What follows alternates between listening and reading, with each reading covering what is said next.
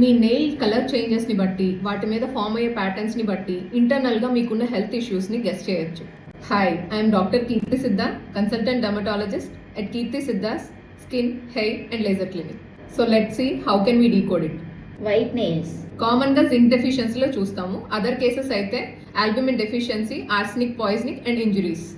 Yellow nails fungal ఇన్ఫెక్షన్స్లో చూస్తాము. దీన్నే ఒనైకోమైకోసిస్ అని కూడా అంటారు. బ్లూ ఆర్ పర్పుల్ నెయిల్స్ మన నెయిల్స్కి ఆక్సిజన్ సప్లై తగ్గడం వల్ల ఫామ్ అవుతాయి.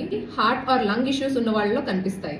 డార్క్ బ్లాక్ లైన్స్ ఏమైనా ఇంజరీస్ జరిగినా కానీ లేకపోతే ఇన్ఫెక్టివ్ ఎండోకార్డైటిస్లో డార్క్ బ్లాక్ లైన్స్ కనిపిస్తాయి.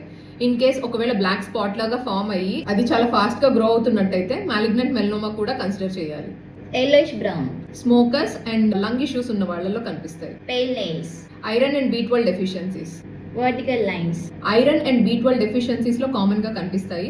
లేకపోతే ఓల్డ్ ఏజ్ పీపుల్లో అండ్ డీహైడ్రేటెడ్ పీపుల్లో కూడా కనిపిస్తాయి. హారిజాంటల్ లైన్స్ వీటినే బ్యూస్ లైన్స్ అంటారు. Severe malnutrition or severe illness conditions post కీమోథెరపీలో కనిపిస్తాయి. Spoon shaped nails severe iron deficiency clubbing స్మోకర్స్లో and heart lung liver issues ఉన్న వాళ్ళలో కూడా కనిపిస్తాయి. కొంతమందికి జెనెటిక్గా కూడా క్లబ్డ్ నెయిల్స్ ఉండొచ్చు. Brittle nails iron, biotin and protein deficiencies. Thin nails malnutrition especially protein and calcium deficiencies.